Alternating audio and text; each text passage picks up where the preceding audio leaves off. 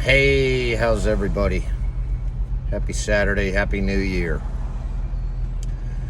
Well, I just wanted to jump on and talk about a few things going on, like stuff Linwood's coming out with on Chief Justice Roberts, just flat out saying he's a pedophile and he's compromised, and all sorts of involvement with Jeffrey Epstein. I don't find it all difficult to believe that would explain some of his rulings over the past few years that would seem to contradict what were supposed to be his conservative philosophies. But it seems like anytime there's a meaningful vote or even a meaningful decision to take on a case, such as widespread election fraud, it seems as if he's compromised in some way.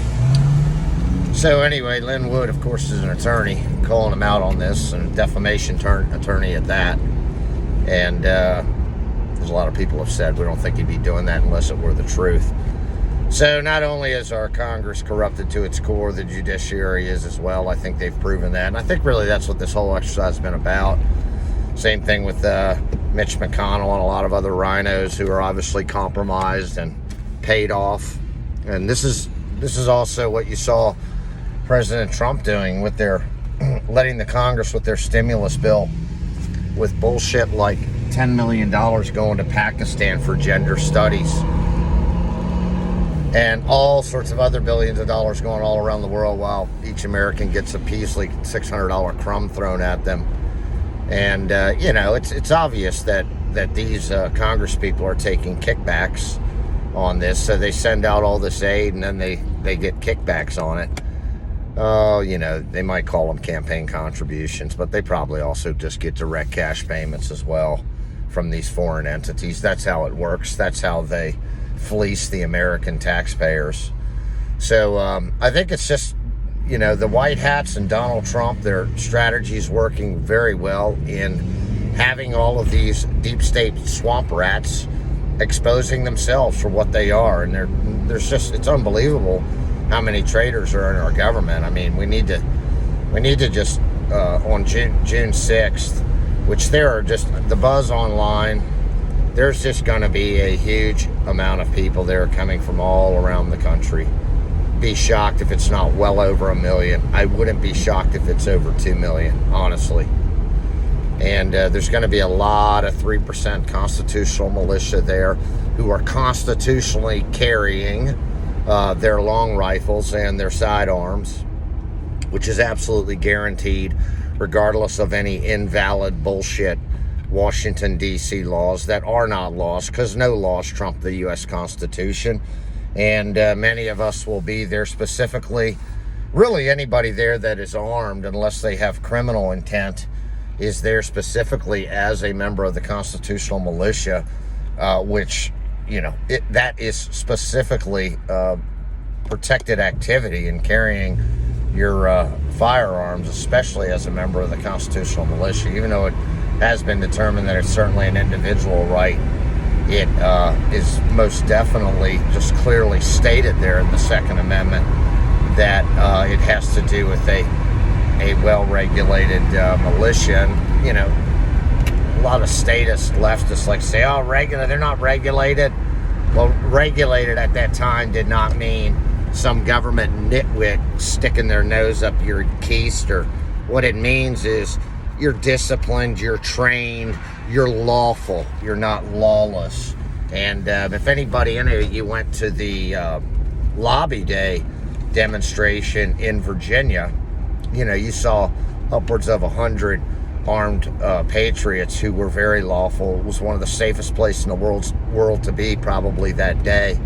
And let me just throw in too, I know I've mentioned it before, but I like to throw this in, and Governor Northam's going to regret it if he ever runs for Senate, and that is that many of you will recall he did not allow firearms. He used some emergency bullshit where he doesn't truly have powers, but used some emergency order to not allow firearms on the Capitol grounds that day. And so patriots were limited to carrying around the Capitol grounds. And his administration had claimed publicly, he had claimed that there was intelligence to the effect that, they felt there was a threat of violence. And I continued to press his office using the Freedom of Information Act on that issue, asking them what was the specific intel. I wanted to see all communications, all public records to that effect. And his chief lawyer, I forgot her name, she eventually came clean and said they didn't have any. So that was all just a lie in order to limit our constitutional rights on an emergency basis.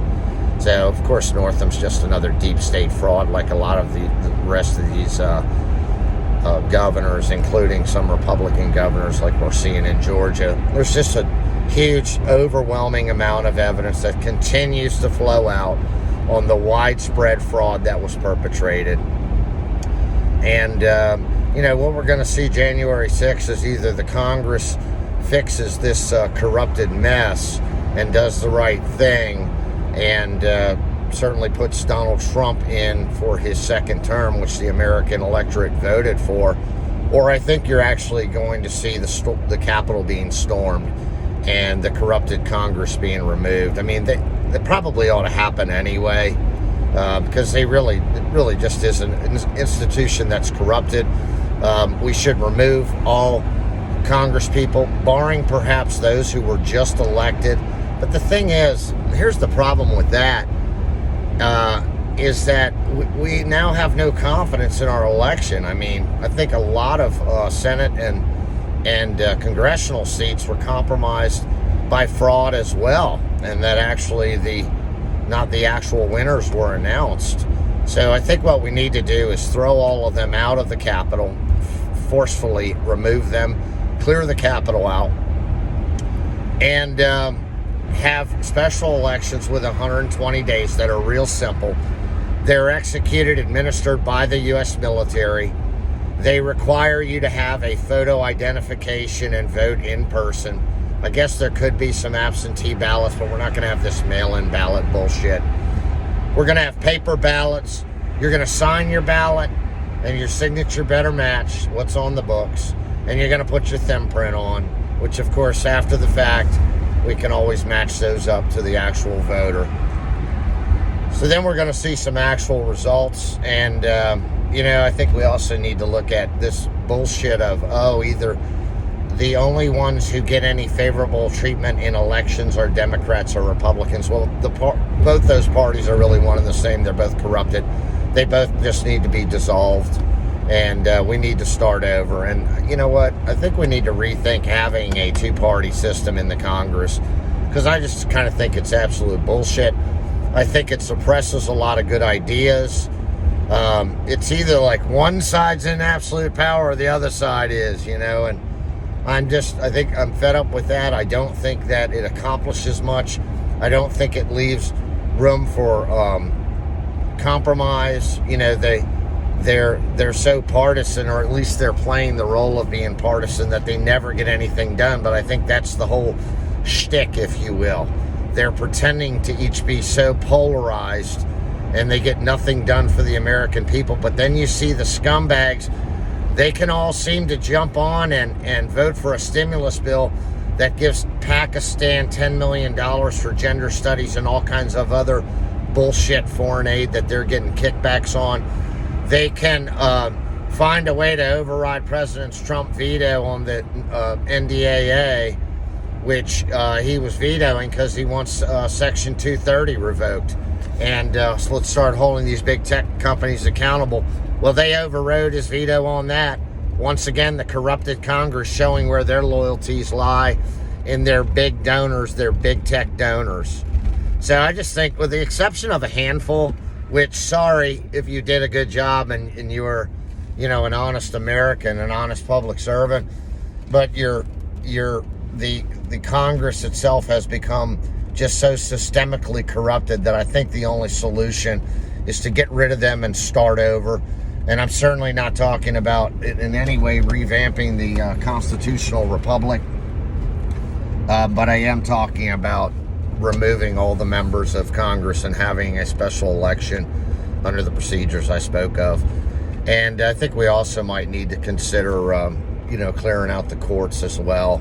and just starting anew, because the corruption runs so deep that there comes a point, it's like with the FBI and CIA, why we need to dissolve the two of those organizations. Not everybody in the FBI and the CIA are deep state corrupted scum, but there's such systemic corruption that, it's just rooted so deep that you're better off just starting over. And if you're indeed not a corrupted scumbag, CIA agent or FBI agent, then you can reapply either at the agencies that will be picking up those duties, or new agency or agencies that would be formed to perform the duties that the CIA and the FBI currently are. I wouldn't actually mind seeing the FBI headquarters, or at least Washington field office, cleared out. And also, we can roll on out to Langley. Who knows what that would take, 25,000 militia members. And we can clear out the CIA headquarters as well and tell them all to go home, and we're dissolving their agency. The time has come where they've just slapped we the people in the face far too many times. It's just in-our-face corruption. They don't even seem to give a shit what we think. They don't seem to give a shit about the optics. They're just going to do what they want to do. And really, it is a final test, folks, where if we don't stand up now and stand up forcefully, and that means using our Second Amendment rights if need be, shooting people. And if we don't do that now, I think we're at the point of no return if we don't do that right now. And if we were to allow them to put in their illegal, quote-unquote president-elect, who certainly did not win an election. It's absolutely absurd. I mean, the guy lost like 260-something counties that Obama won, and yet we're to believe he got more popular vote, like over 10 million more popular votes than Obama did. Give me a break. I think in, 2012? How absurd. How stupid do they think we are? Well, that's the nature of the Luciferians, folks, and make no mistake, that's who the puppet masters are. And that's who we're up against, and that's who their little minions in Congress are. And make no mistake, that's all they are. They're little minions.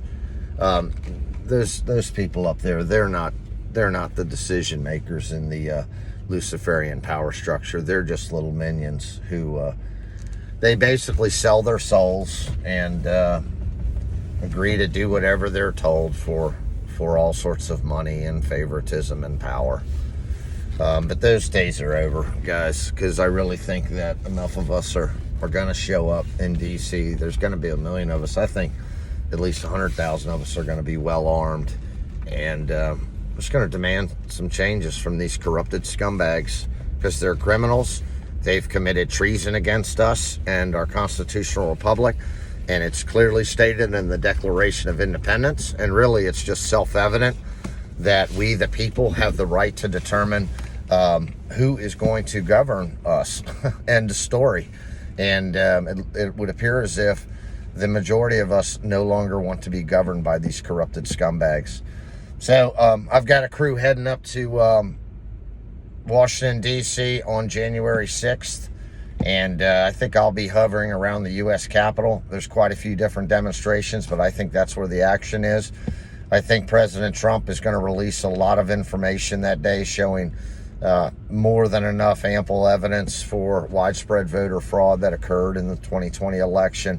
But even that, it's not going to be good enough for some people, because some are just so brainwashed and in such denial, no matter what evidence. There's already enough evidence out there that any reasonable person would say, oh my God, there's been widespread fraud. But there's still so many leftists, even family and friends of mine, who insist that Joe Biden is a legitimately elected president-elect. It's really such a joke. Anyways, guys, I hope to see you. Now is the time, if you've never been to a demonstration in your life. And by the way, if you're coming to D.C., bring your camping gear, bring food, bring water, bring toilet paper, bring a shovel to dig a latrine with, because the Mayor Bowser, the little leftist Luciferian piglet who ran cover for the Pizzagate pedophiles, and who I think also played a role in the murder of Seth Rich, is, shutting down hotels or canceling people's reservations, shutting down restaurants for 15 days. Of course, it's due to their scamdemic, fake-ass bullshit coronavirus crap. At least that's what they claim. But what it's really doing is it's targeting, the Trump supporters and trying to make life as difficult for them as possible.